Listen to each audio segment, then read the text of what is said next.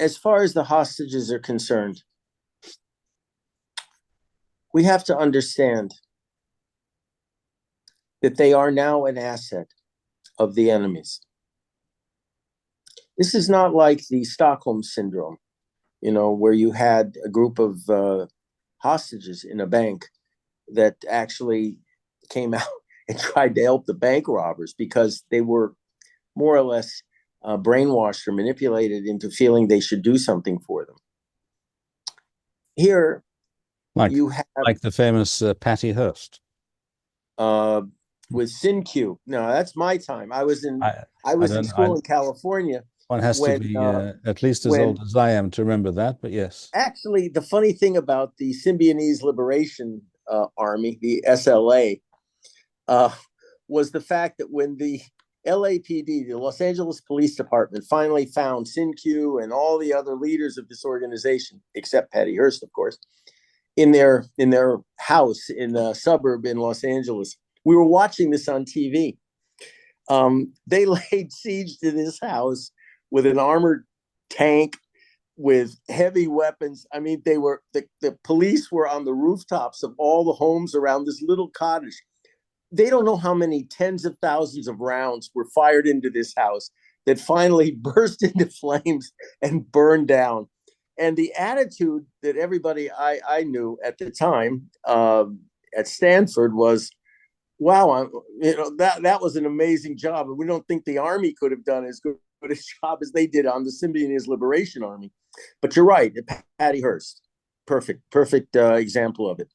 Well, here you have the situation where they burst into a committee meeting of the Knesset, a committee meeting, disrupting it, screaming and yelling, and you have this equally corrupt Haredi leader, Rabbi Gaffney, who stands up, Nebuch, talking about something that he's obviously quite ignorant of, Pidyon Shavum.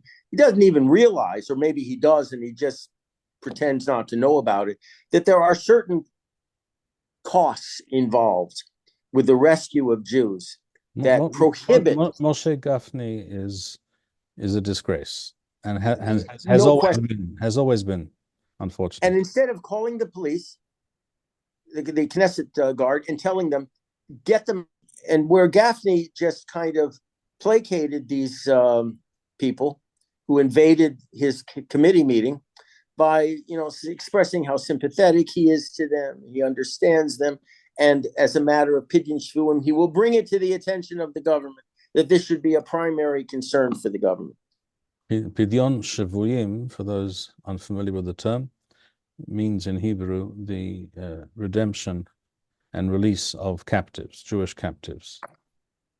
And I think at this point, this is my personal opinion, we should just say that our only objective right now is the total, unqualified destruction of Hamas, the clearance of Gaza, the annexation of Gaza, and its repopulation by Israelis.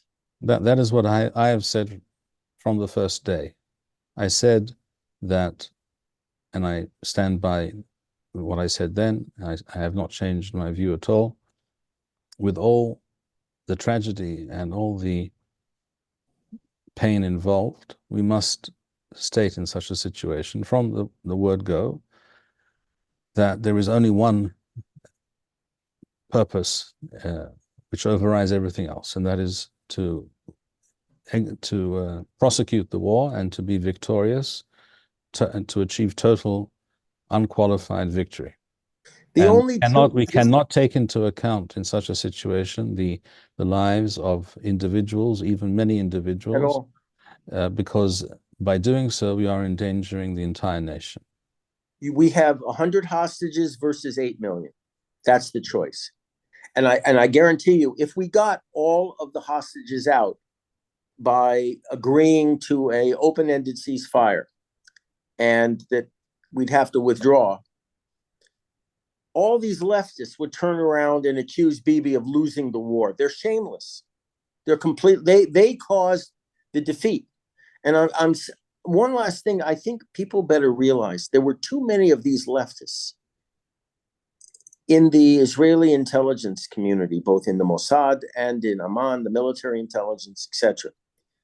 I'm really wondering, it's just a thought on my part, whether they knew there was going to be some kind of cross-border operation, but just didn't quite get the scale of it right. That they thought that, well, this invasion might actually embarrass Bibi to the point where it would bring down the entire right-wing coalition. I know this sounds, like a conspiracy theory, that it's, the product of a fevered imagination or whatever. But after I see right now what the left is doing with these hostages, and how they don't care that after a month ceasefire, does anybody have any idea how many Chayalim will die because of that? They don't care. They don't care at all. I've asked them. I think we have the measure, both you and I and many other people. Now, today, if in the past there was any question, to my mind, there wasn't any doubt or question, but certainly today, many people have got the measure of the Israel's hard left and the deep state, which are essentially interwoven to such an extent that you cannot separate them at all. Well, at the end of the day, today, Bibi is still got an option on the table, a proposal on the table for a month-long ceasefire. We don't know how many some of the hostages will come out. The only two members of the cabinet that opposed it were Bezalel Smotrich, but I'm sure he'll come around and support it after a while. But and Itamar Ben-Gvir, who, by the way, did something tremendous today that a lot of people should stand up and recognize. Because of him, we're not going to give the Red Cross any information on the terrorists that we have taken prisoner. Bibi was more than happy. The rest of them were more than happy of giving the Red Cross whatever they wanted. But it was because of Itamar Ben-Gvir, who said, you guys in the Red Cross haven't done a darn thing to help our people, our hostages in Gaza.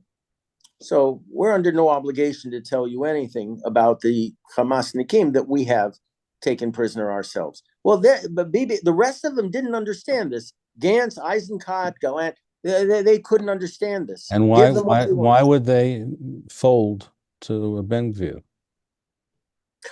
I'll tell you why. Because there was an incident during my captivity where the American Secretary of State made an offer.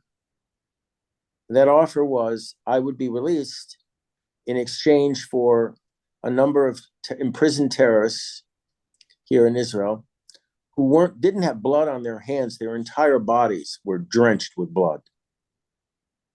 And Kerry put a little proviso in my release by saying I would never be able to come back to Israel. You're referring to Mr. Climate Catastrophe Kerry, John Kerry. That's a very polite way of putting it. He is actually a walking climate disaster with all the hot air and pollution that comes out of his mouth, and all the conferences and meetings that he jets to and fro in his private jet. This guy must have billion-mile, credits to his name right now. No. So, I had no chance at the time of ever being released, and so Bibi called Esther, my wife, Aleh Shalom, in and said, we want to put the question to Jonathan whether he would agree to this. And when I talked to Esther, she was outraged that the people who are elected to make this hard call just kind of lateraled it back to me, like in rugby, they just lateraled it back. And she said, how unethical is it to put this all on you? I'm impressed, Jonathan. What? I'm impressed that a person who suffered the misfortune of having been born in the United States would know something about rugby. Well done. No, you have the same rules in football, American football. If you don't value your life, you can lateral it back and then get smashed right in the face by the defenders. I'm speaking from experience in that. Look, when I went to my first Australian rules rugby match, I was horrified to It's see not called two rugby. things. It's not called rugby. It's called Well, Australian it's rules called football. football. Yeah, well, I call it rugby, but I call it mayhem. There were tables full of beer, and all the ambulances were lined up. And I just said, "Wow, what a country! This is great." That basically sums up the pinnacle of Australian culture. Correct. That's it. Well, the billabong is pretty good also. I learned how to use that. At any rate, so I said to her, no, it's not unethical. Bibi understood that I would have nothing to do with this and that I would rescue him and the cabinet from making a hard decision, a very unpopular decision. And so I looked at her and I just said, no, I'm not going to be part of this. And she answered by saying, actually, before I said that, she said, I want you to know that whatever your decision is, if you decide to agree to this and spend the rest of your life in Galut, or you don't agree to it and spend the rest of your life in prison, I will stay with you in the midbar. And that's what's on her keva. The quote from Tehillim, I loved you in my youth in the desert, that quote. So in this case, there are many soldiers, brave Jewish soldiers, who wrote letters home to their parents saying, if I am captured or if my body is captured, whether I'm alive or dead, please, it's my wish that you not make any deal for my return. Wow. Wow. Such brave, honest, Yes, true. I heard precisely such a letter written by Eliakim Wiesel. Is that his name? Yeah. A soldier who was unfortunately killed recently. This is a young man who was injured, I think, about 10 years ago, whilst fighting in Gaza, and was rehabilitated, and he did not have to return to his At all. combat unit. He insisted that he return to the combat unit, and he wrote to his parents, so that was the best decision I ever made. And if you're reading this letter, he writes, then something has happened. But do not make any deal for me, and do only one thing. The thing is, if we had, I just want to finish the thought. He wrote, all of you must do whatever it takes to defeat our enemy and to achieve victory for the Jewish people, and do not be sad about what happened to me or others. It was our privilege and our duty to serve the Jewish people. Be happy and live a Jewish life to the fullest. I mean, A person who can hear such a letter written by a soldier without nearly weeping is probably not a human being. no. A lot of people have questioned my sanity for having refused to participate in this Faustian deal. As sanity. What does a sane man do in an insane situation? He maintains his sanity, and he makes his decision based on principle, not expediency. And that's what I tried to do. I was raised by my family to think this way. My father was a scientist, my mother was a social worker, and they were both wonderful, dedicated, strong Jews. And they told me point blank, the needs of the country, the needs of our people come before your own, period, if it ever comes to it. And I never lost sight of that requirement of me to put the welfare of my people ahead of my own. We don't know what these hostages are thinking. I know that their life is hell, to put it mildly, based on what the other hostages have revealed. But all the more reason to expunge this evil from the face of the earth without any quarter whatsoever. I've asked people, the leftists. I said, what would you do at these demonstrations near here? Well, what would you do if during the Second World War you knew exactly where Hitler, Machon, and his band of brothers were located in a bunker, but they were surrounded by 100, 150 concentration camp prisoners? What would you do? What would you do? You know what the answer was? We would negotiate for the release of the concentration camp survivors or prisoners. And I reminded them of the fact that many of the survivors who saw the B-17s and the Lancasters flying over their heads in Auschwitz to other targets were praying that the bombers would destroy Auschwitz and with them as well, just so no more Jews could die. And they told me, well, these people were out of their mind anyway. So, whatever they thought. And I was so mad. I had to literally just walk away at that point. Out of their minds? No, their minds were very clear. They were willing to sacrifice themselves in order to destroy the factory of death that was consuming hundreds of thousands, millions of their fellow Jews. This isn't out of their mind. This is clear thinking. We don't have that. That is clear thinking, and that is Jewish Torah thinking. Absolutely. But people brought up on a diet of which focuses only on the individual human being. Wow. And his or her personal welfare,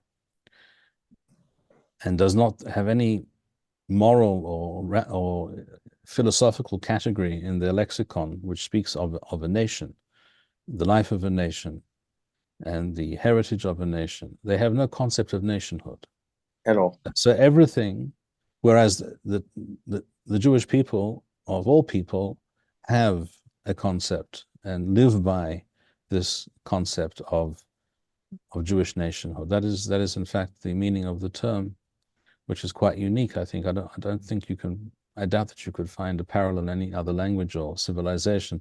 I can't think of one. The term Kalal Yisrael. Kalal Yisrael is not Am Yisrael. Am Yisrael refers to the Jewish people of today, the Jewish nation as it exists today. Correct. Kalal Yisrael is a meta historical, ideological, philosophical concept.